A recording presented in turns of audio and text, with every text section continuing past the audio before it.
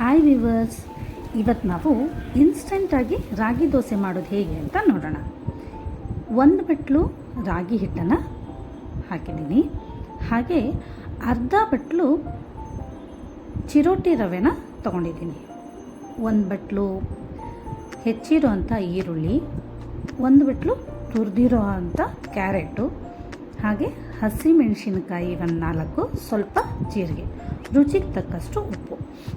ನೀವು ಬೇಕಾದರೆ ಇಲ್ಲಿ ಬೇರೆ ಯಾವುದೇ ತರಕಾರಿಗಳನ್ನೂ ಸೇರಿಸ್ಕೋಬೋದು, ಆದರೆ ತುಂಬ ತೆಳುವಾಗಿ ಹೆಚ್ಕೊಂಡಿದ್ರೆ ಚೆನ್ನಾಗಿರುತ್ತೆ. ಅಂದರೆ ದೋಸೆ ಕ್ರಿಸ್ಪಿಯಾಗಿ ಬರುತ್ತೆ ಅನ್ನೋ ಕಾರಣಕ್ಕೆ ನೀವು ತುರಿದ್ಬಿಟ್ಟು ಹಾಕಿದರೂ ಕೂಡ ಚೆನ್ನಾಗಿರುತ್ತೆ.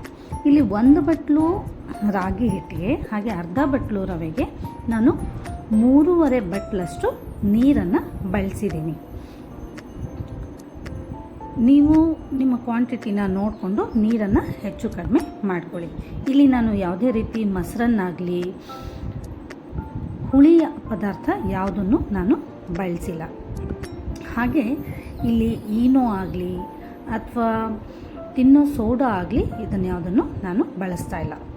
ಆ ರೀತಿ ಕಲಸಿ ಒಂದು 20 ನಿಮಿಷ ಹಿಟ್ಟನ್ನು ಬಿಟ್ಬಿಟ್ಟು ತವೆನ ಕಾಯೋದಕ್ಕೆ ಬಿಟ್ಟು, ಕಾದ್ಮೇಲೆ ತವೆಗೆ ನೀರು ಹಾಕಿ ಚೆನ್ನಾಗಿ ಇದನ್ನು ಒರೆಸ್ಕೊಂಡು ನಾವು ದೋಸೆನ ಹಾಕ್ಕೋಬೇಕು. ತುಂಬ ಕ್ರಿಸ್ಪಿಯಾಗಿ ತೆಳುವಾಗಿ ಬರುತ್ತೆ. ನಿಮಗೆ ಬೇಕು ಅನ್ನೋದಾದರೆ ನೀವು ಸ್ವಲ್ಪ ಗಟ್ಟಿ ಹಿಟ್ಟನ್ನು ಮಾಡಿಕೊಂಡ್ರೆ ಸ್ವಲ್ಪ ದಪ್ಪ ಕೂಡ ಬರುತ್ತೆ. ನಾನು ಒಂದನ್ನು ಚಿಕ್ಕದಾಗಿ ಹಾಕಿ ಹಾಗೆ ಒಂದು ತವೆ ಪೂರ್ತಿಯಾಗಿ ಹಾಕಿದ್ದೀನಿ. ತುಂಬ ಕ್ರಿಸ್ಪಿಯಾಗಿರುತ್ತೆ. ತೆಗೆಯುವಾಗ ಅದು ಮುರ್ಕೊಳ್ಳುತ್ತೆ ಕೂಡ, ನೀಟಾಗಿ ತೆಗಿಬೇಕು. ಈ ರೀತಿ ಕ್ರಿಸ್ಪಿಯಾಗಿರೋ ದೋಸೆಗೆ ನೀವು ಕೊಬ್ಬರಿ ಚಟ್ನಿ ಅಥವಾ ಚಟ್ನಿ ಪುಡಿಗಳು, ಉಪ್ಪಿನಕಾಯಿ ಅಥವಾ ಯಾವುದಾದ್ರೂ ಪಲ್ಯದ ಜೊತೆ ಸರ್ವ್ ಮಾಡಿ. ತುಂಬ ಚೆನ್ನಾಗಿರುತ್ತೆ. ರಾಗಿ ಹೆಲ್ತಿಗೂ ಕೂಡ ತುಂಬ ಒಳ್ಳೆಯದು. ಹಾಗೆ ಇದರಲ್ಲಿ ನಾವು ತರಕಾರಿಗಳನ್ನ ಸೇರಿಸೋದ್ರಿಂದ ಅದು ಕೂಡ ನಮ್ಮ ದೇಹಕ್ಕೆ ಆರೋಗ್ಯವನ್ನು ತಂದುಕೊಡುತ್ತೆ. ನೀವು ಒಂದು ಸಾರಿ ಇದನ್ನು ಮನೆಯಲ್ಲಿ ಟ್ರೈ ಮಾಡಿ.